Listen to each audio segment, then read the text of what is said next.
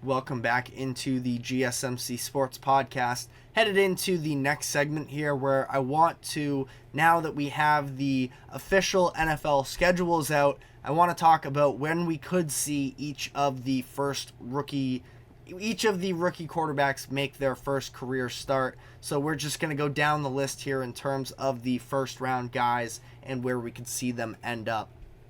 Starting with Caleb Williams, the number one overall pick. This is a little bit of a no-brainer. Matt Eberflus has already told reporters that he is the starter, wasted no time in doing so, and sometimes I do typically prefer the competition headed into training camp, but at the same time, the Bears have full faith in Caleb Williams. They moved on from Justin Fields, who is somebody that there were a lot of Bears fans that believed in, and you want to sort of reinstill the belief in the fan base. So they, again, got right to business saying that Caleb Williams is the starter. So he's going to be the week one guy for them when they face the Tennessee Titans at home. Super excited to see what he is able to put out this season. But number two overall pick, Jayden Daniels. He didn't get quite as much public support from his new head coach when asked about who the week one starter is going to be. Dan Quinn, that is, said that Jayden is going to have to earn it, competing in training camp. Now, thing is, I don't think that his level of competition is all too high necessarily, where the quarterback room behind him consists of Marcus Mariota, Jeff Driscoll, and Sam Hartman. So, Daniels is an older player coming into his rookie season. He is 24 years old, I believe, headed into it. So I expect him to be the week one starter. I feel like something would have to go really wrong in order for that to be thrown off necessarily. You could possibly make the case that it would be worth waiting until the Commanders are able to play the Giants, which is their week 2 matchup, but I think it's going to be week 1 against the Buccaneers in Tampa Bay. So let me know if you agree or disagree. Next up, we have Drake May for the New England Patriots, and this is where I do think that the conversation gets a little bit more difficult, where I don't believe he is going to be the week 1 starter. I think that Jacoby Brissett is a very capable quarterback, sort of a prototypical bridge guy. And from what we've seen in camp so far, Gerard Mayo says that he still has things to work on, which I believe we sort of knew coming into the draft that it was going to be, I wouldn't quite say a project, but he wasn't going to be a star from day one.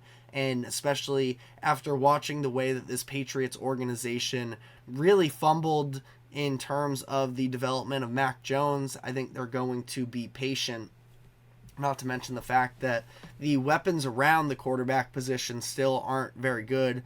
Lots of questions with the offensive line and wide receiver talent. So they brought in Brissett on this 1-year deal.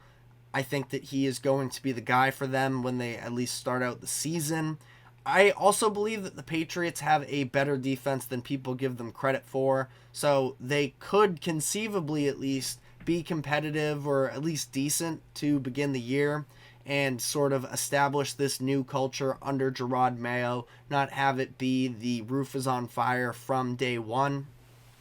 And also, the Patriots' schedule is pretty difficult for the most part. It was 8th in terms of strength of schedule, according to win percentages combined from last season, and they have a late bye week 14, so it's not like there's that easy transition necessarily early in the year to work them in. Their season starts out at Cincinnati versus Seattle at home, at New York to face the Jets, at San Francisco, versus Miami at home, and versus Houston at home to start off the season.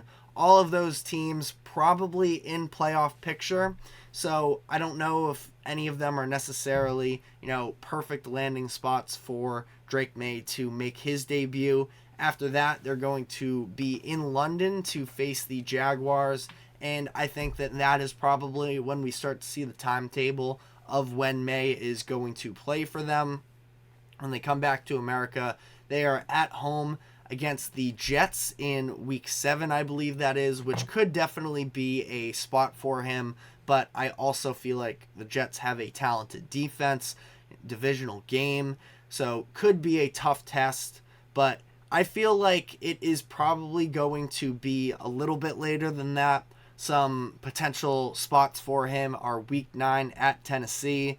Not a super high level defense. I think they have a good defensive line, some talent in the second level, so maybe that's not the most ideal situation on the road. Then they are playing the Bears in Chicago week 10. So my guess is ultimately week 11 at home against the LA Rams. A young defense that is losing their coordinator from last season gives him a 3-game sample size headed into their bye week, and then they get to close out with the final 4 games of the season. Now, maybe I'm going a little bit late in this prediction. Again, it's all sort of a guess, but let me know in the comments section what you think about when Drake May could potentially see his first start.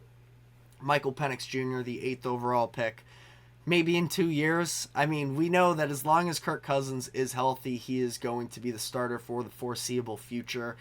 I've talked about this before. I think it's going to be slightly interesting to see how Atlanta fans sort of buy into Kirk Cousins, because if he's struggling and they know that after having no real ties to Cousins, they just spent the 8th overall pick on a quarterback, there might be some rumblings of fans wanting to see it there. But Falcons are in a bad division. I think that he's still a good enough quarterback that he's going to have the job for the first couple years, and we're not going to see Penix for some time.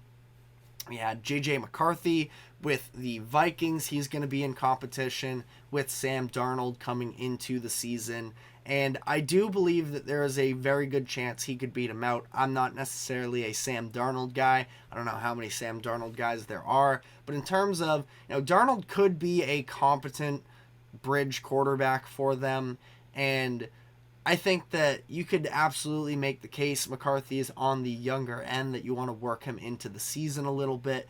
They, unlike the Patriots, have an early bye week, so they could potentially sort of work him in after that. Their week 1 matchup is against the Giants, a team that could definitely be a solid debut to face up against in your first game, but I think that it's going to be after their week 6 bye. They also play in London in week 5 right before that. So not sure if you're going to want McCarthy necessarily having to go to play in London prior, like in his first couple starts. So I think it's going to be week 7 against the Lions. I think the Vikings can be competitive, and Kevin O'Connell will do a good job of making the most of the offensive weapons that they have. But I don't anticipate this being a playoff season for the Vikings, so probably the most amount of experience that J.J. McCarthy can get is for the best. But I think that if it's not week 7, week 9 at home against the Colts would probably be the other landing spot. I don't think he lasts past then without playing, but again, let me know what your thoughts are in the comment section. And then final first round pick here, we have Bo Nix and the Denver Broncos. I think it's going to have to be a week 1 start, because it already seemed like it was a little bit of a desperation pick at number 12, because they didn't want to head into next season with either Zach Wilson or Jarrett Stidham as their starting quarterbacks. I think that Stidham is actually all right for Denver, but I think that Sean Payton is going to want to sort of make a statement. All of the rumors that we heard in the offseason about what he feels about Nix is similar to how he felt about Patrick Mahomes when he was coming into the draft in 2017, which is all probably BS anyways. But I think that Sean Payton, after a pretty rocky start to his return to coaching, I think he's going to want to make a statement and try and make something of this Bo Nix experiment.